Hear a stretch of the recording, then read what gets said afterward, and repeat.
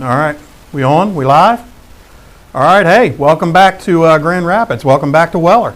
Thank you guys for joining last go around, and we appreciate you guys joining in again today. So look, we're going down your alley today, baby. Environmental awareness up top, right? You got it. All right, so look, with us today, I got Hector and Abe behind the scenes, just like last month. They're making all the magic happen. And today I've got Josh Smith.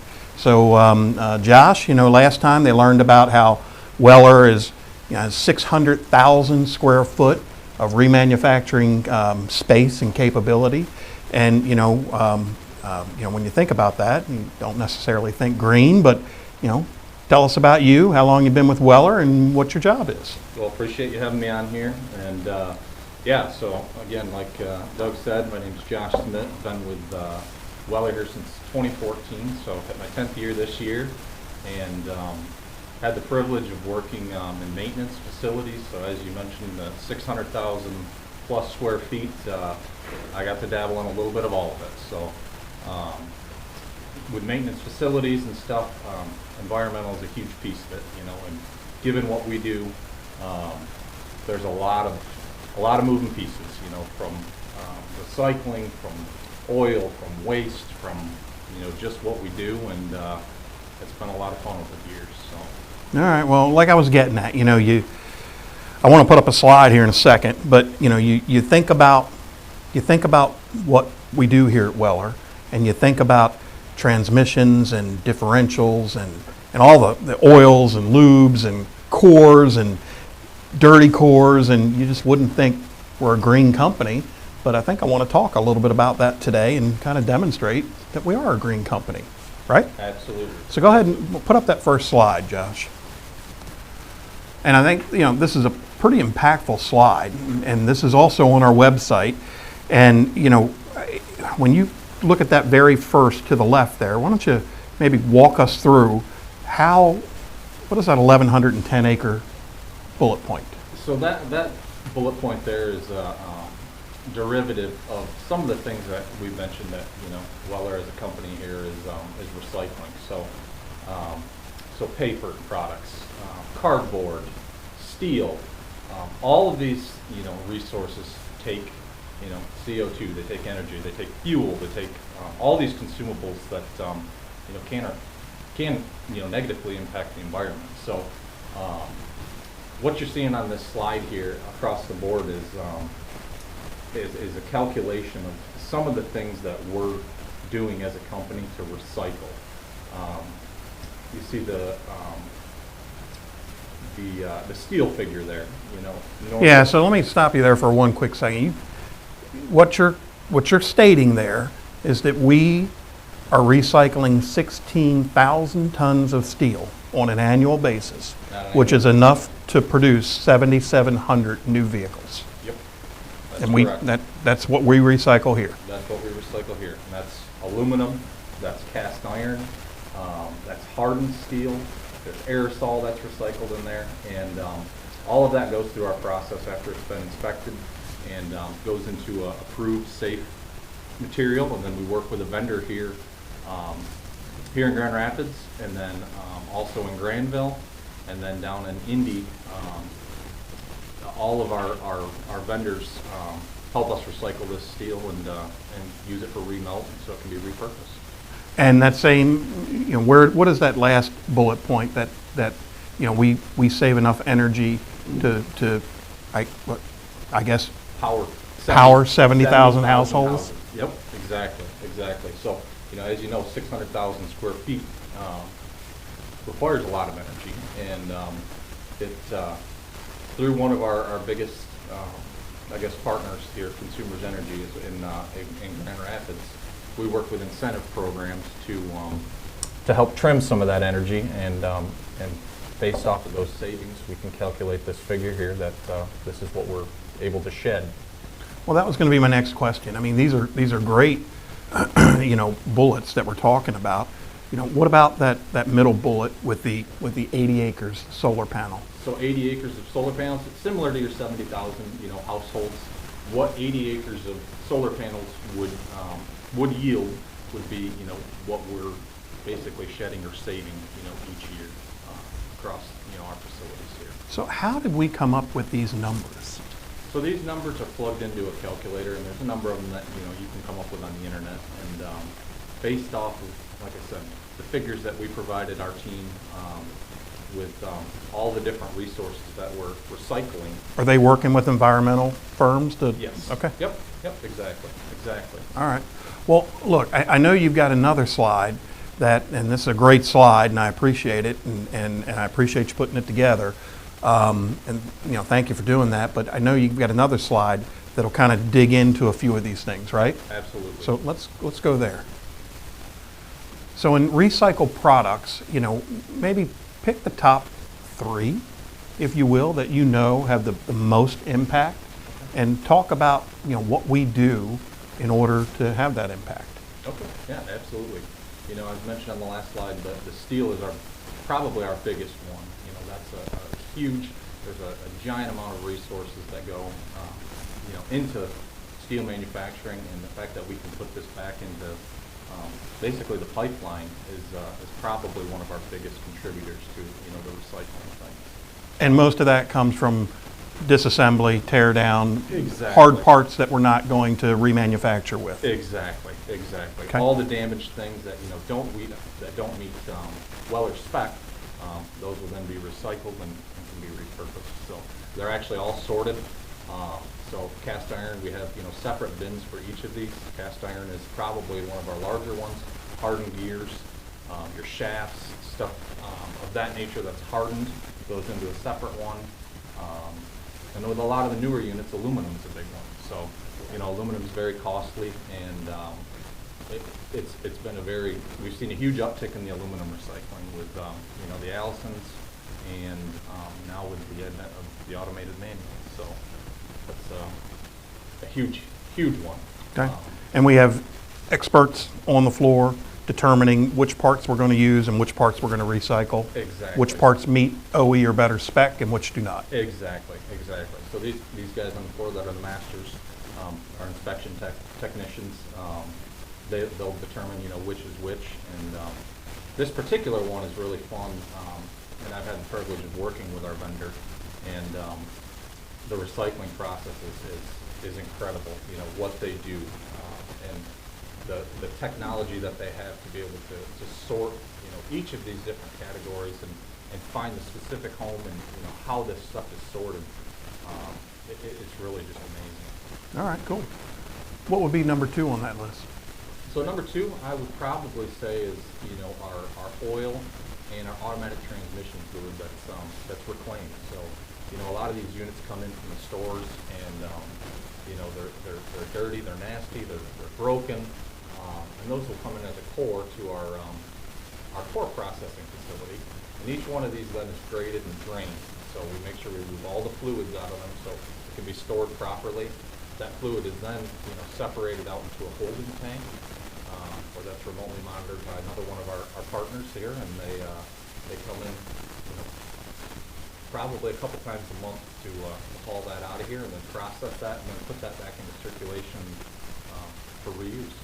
I know the number fluctuates because of core intake and things like that, but what's your best estimate, or at least a minimum amount of gallons of fluid that we're saving? That we're saving? Oh yeah, there's so our Allison holding tank, I believe, is 5,000 gallons. The one in core is also 5,000 gallons, and we're north of 20,000 gallons a year that are saved from That's being recycled. that are being recycled and saved from going into the environment elsewhere. Excellent. What about number 3? Number 3, I'd probably say the skids and the pallets. That's a huge one, and Because all the units, for the most part, when they're transported, are banded to a skid or a wood pallet. correct. So Exactly. what do we do there? So on those, a lot of our units, we're trying to lead with our best foot forward, and our new product will go on a new pallet. But then when those cores come back in and transition, we'll like to, our best. In a best case world, we can repurpose that pallet and put a used core on it. But in the event it can't, if it's damaged, it's broken, sometimes they become, soaked or contaminated. Hold on a second. Hey, Hector, we good? You good with he's talking loud enough? All right. All right. Okay. For those of you out there, we got a little technical issue. I saw Hector scrambling, and I want to make sure everybody can hear you. So what you're saying is pretty important stuff. So go ahead. Okay. Sorry about that. No, not a problem. So, As you can tell, we're not an organized event here. It's all right. We're talking to our people, man. We're going to make it through. Yeah, best case scenario, we reclaim that pallet and we can reuse it for, what we would call a core unit, and that can go back on the shelf and be stored.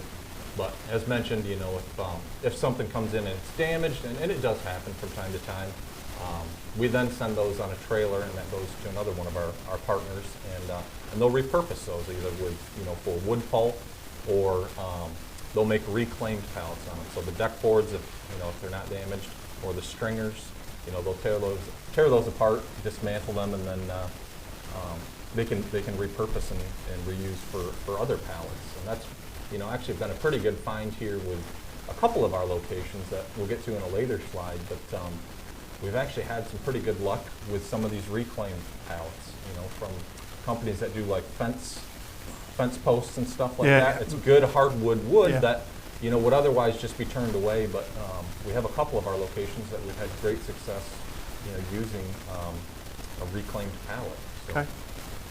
On your next slide, I think you talk a little bit about initiatives, right? Yes.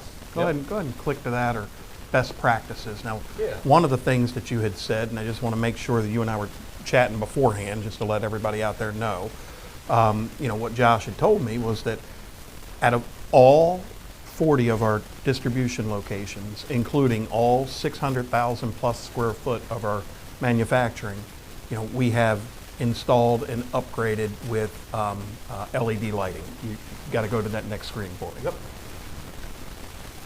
Is that right? That's correct. So, and LED lighting is huge for those out there who haven't upgraded yet. It's a great opportunity to shed load off of our distribution center, or distribution of our electric. And I think to the tune of the technology's gotten better, year over year, but it's under 40% reduction, from say a fluorescent to an LED. And there's incentives out there with a lot of the partners and a lot of the like Consumers Energy for us. There's incentive to shed load from the system and reduce energy. Before we talk about a few more of our best practices here, that I know our fans and audience at home can kind of see that, right? Mm-hmm. They're looking at that screen, but I know there's opportunity to cut cost and save money by maybe doing some things a little differently at times. Mm-hmm. And we purposely look at the Doing environment and what, go ahead. Yeah, absolutely, you're right, and like you said, putting our best foot forward and doing the right thing, not just, you take the oil or something like that. There's companies and there's organizations out there that, hey, maybe they don't drain them all the way, or maybe they don't, do the right thing to put that, to put those stops in place to protect our environment. But we here, I can testify for the last 10 years, it's been incredible, and we do the right thing, and we make sure all of these materials, all of our resources are handled, properly and timely. So. Okay, all right. Well, talk to me about, maybe 2 or 3 other than the LED lighting. Sure. Pick a couple best practices out there. Yeah, like I mentioned, the Consumers Energy, our energy provider here in town, has a great resource.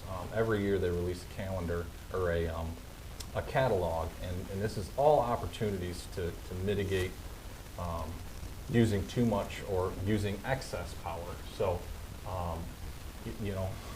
the top one on that list there is, things like compressed air heat recovery. So air compressors are really great at 3 things. Actually really great at 2 things. One is making heat, the other one's making noise. And the byproduct of heat, what we can do here in our facility is, during the summer months, we'll have vents open and we do not need that heat. In the winter months, we can shift louvers over, and we can actually reclaim the heat that the air compressors are generating. And there's an incentive for that to, help heat our buildings without, natural gas or by other means, so. Nice. Um, What else? Let's see, with the compressed air, same thing, let's stay on that topic. Air is very, very, very expensive, to produce, and especially when you get to be our size, it takes hundreds of horse of compressors to suffice and produce the air necessary for our facilities to sustain. And, leaks are a big problem in that, and you can pay for unnecessary energy that you're basically just expending. So what we do here is we do an audit and a leak detection test. How often?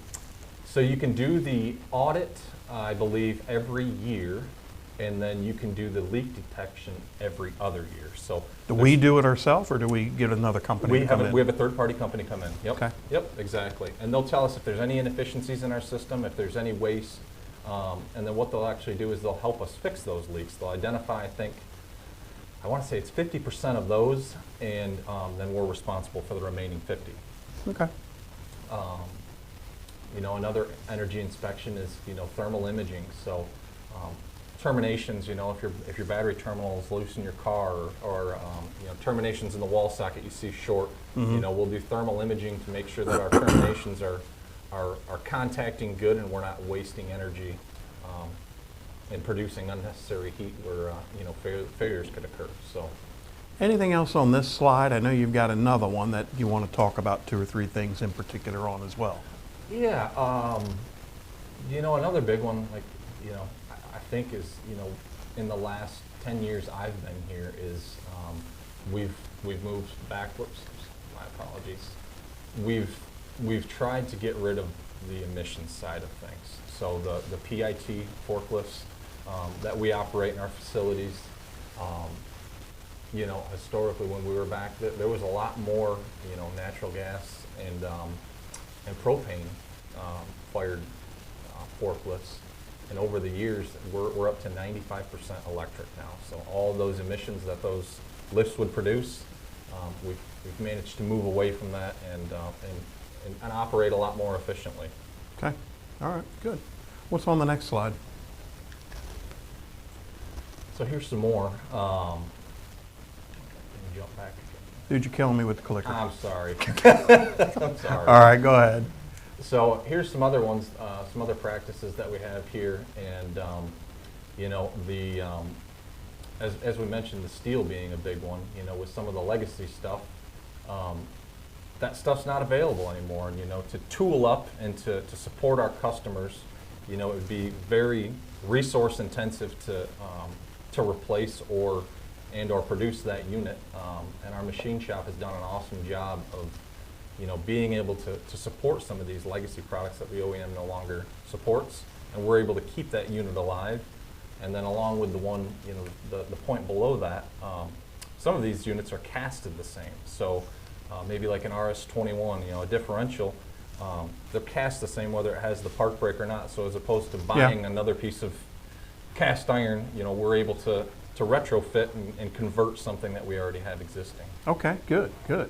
What is when you say oil recovery and what is that? Oh, so the oil recovery is a part of our dyno process, and what that does is there's a centrifuge that runs every single night, and as opposed to just putting new and continuing to put more and more new oil, we're able to separate the particulates out there and then blend with a small portion of new and extend that oil life.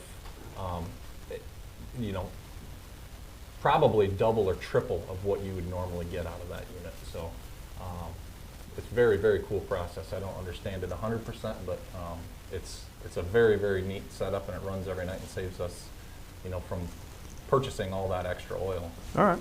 Is there anything else on this best practices list that is I know they're all important, I get that, but is a real highlight that you want to talk about today? Yeah. This here probably 2 years ago, the skids were a big kind of eye-opening and gateway into, lobbying some of our resources, with some efficiencies. And it started off, let's say 8-10 years ago, a lot of our corporations and our distribution locations were supported from, this corporate facility. and we would move product and purchase supplies and distribute through, our internal organization. Well, with the growth that we've had over the last, 10 years, it's harder and harder to support those outside locations. So we've partnered with specific, partnerships to not have to move that, and that they can support us at a local level. And skids is a big one that, hey, we would purchase here and we would distribute with cores, but there's that unnecessary energy spent, A, loading it, B, freighting it here, and then freighting it to a distribution location. So Got it. So you're talking skid providers around the Yes. country and Yep. things like that. And okay, I you got it. consolidate, exactly, and like for shrink wrap and all these different So things. for our facilities in California, they might have their own exactly supply for Exactly. skid versus us shipping them Shipping all stuff. over the country to have. I got it. exactly. Good. So Good. there's a good soft cost that's A lot we're doing internally. yes. Exactly. All right, good. Exactly. Let's go back to that before I leave it. Yep. Anything else that you want to talk about? Yeah, I guess the other big one, and I kind of touched on it briefly, is, our power and our natural gas suppliers are great, and that's a huge thing that we look through every single year. And, we go through and target some of these resources that make the most sense for us, and it's a really huge impact on, us as an efficiency and us as, helping do our part to, reduce waste. And you've been specifically responsible over the years to get us better efficient. Exactly. Yep. Exactly. So Okay. it's been Good. fun. It's been a lot of fun. And Good. it's- Well, we appreciate everything that you're doing. We appreciate everything that you've done so far. So sounds like we do a lot. We do. Yes. We Correctly. do. And this is, this is a snapshot really into it, and it takes a lot of hands to sustain a facility like us. And there's a lot of key players, aside from myself, that are also helping support this for us. Okay? All right, good. Can we go back to that first slide? Yep.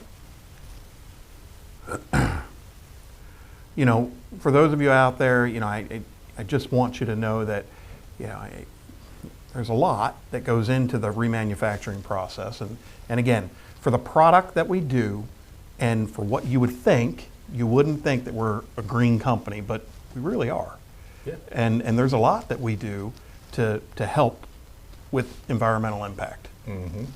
Good. Yeah, exactly like you said. Really, every part of our process, is based off of the reclaim and recycle, and pretty much everything that we do is recycling and repurposing if possible.